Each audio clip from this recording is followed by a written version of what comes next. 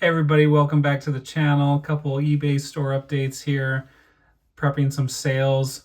One here in a plain white envelope I've already prepped and ready to ship. And then I have a graded card that I'm going to be putting here in a bubble mailer. And I just pulled up eBay report of my sales since I joined eBay in March of 2024. And so since that time, I was able to generate a report of I have met over 1,000 of net sales. So that's after fees and what actually has paid back out to me from eBay, which is kind of cool. I hadn't realized that I had made that mark, and it was cool to go back in that custom time frame from eBay. You can see certain windows of sales. So I was excited about that.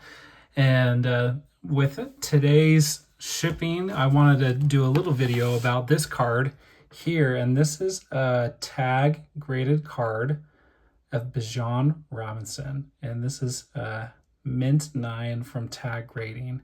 This is the only tag card that I own. And it's just a good looking slab. It's such a good looking card.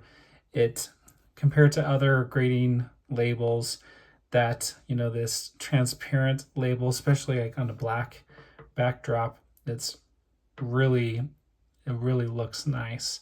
And it really puts the focus on the card rather than the label. And that generic transparent label would go with anything. And so I thought I'd make a quick video about tag grading. I really love this slab. I want to own more tag cards. I've never graded with tag, but I hope to do something like that in the future and do a video on that. But a couple things on tag grading that I really like is that for this card, you get a full report of the grading, and they have a couple different grading levels. One where they give like a tag score, where it's like out of a numbered score of that they would print here next to the 9 in addition to the grade level. So like a tag graded score, and then as essentially a subgrade. So within the overall grade, they'd have a tag score. And then with this card in particular, you can pull up a report and see all the statistics of, in addition to the grade, you can see this was the first graded card of this green neon pulsar prism from his rookie year. It was the first graded, it's the only one graded through tag currently, and therefore it's the highest graded. So what's really unique is that if, say, tag is able to gain market share of their grading process, you could see that it would be really interesting to see where, say, your card falls into a certain level or a certain percentage of the gem mint, and really it could almost be like a competitiveness of like what is the best looking card, and or the highest or the best condition. And with tag really seems to I think do well is that they take a lot of the subjectivity out of grading. So they have a very detailed report, and I really love this. And so how many times you hear people that grade and like, oh, I got this grade and I don't agree with it, I don't know what's wrong with it.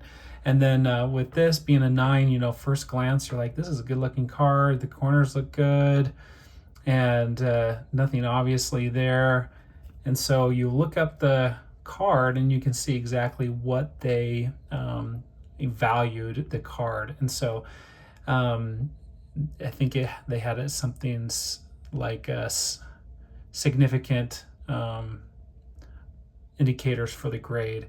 And so what one of those indicators was this print line here at it had a note of bottom on the back. And I don't know if I can pick this up on the card here, but along this bottom edge there's a print line. In addition to their high quality image card, they have like a surface detection image where you can see what they're pointing out to. So on this card, surface defect print line along the bottom.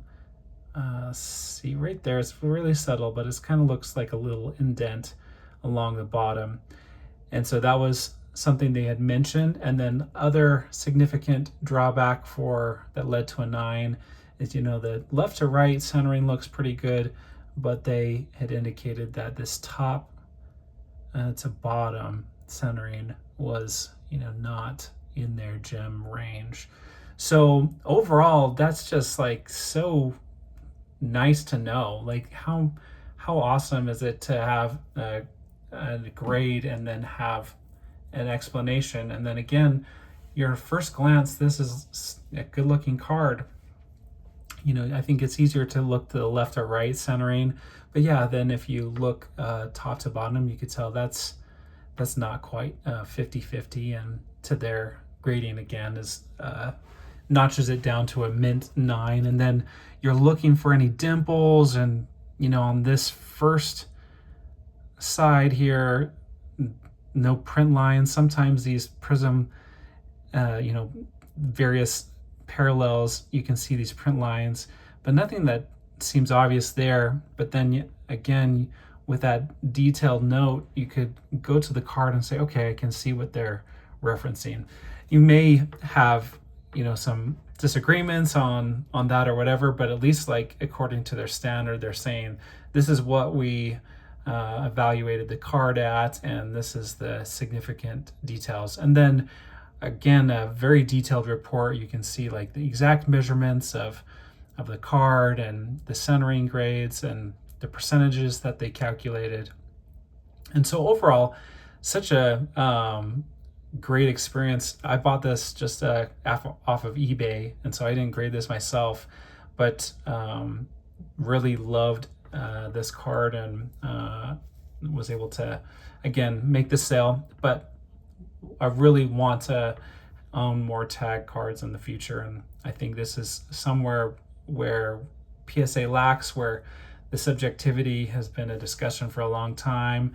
Tag having these detailed reports really can justify and increase your confidence of what you own, and like, okay, this mint 9, this, you could say to yourself that that print line on the back doesn't really bother me, and if it's a card that you want to own for your personal collection, this might be the perfect card. And it's a mint 9 that doesn't have any corner or edge wear or any surface defects on the front. And so again, what a good looking card and a good process. So of course with PSA, they have the long history, the pop reports, the registries, those things are going to be challenging to try to compete with.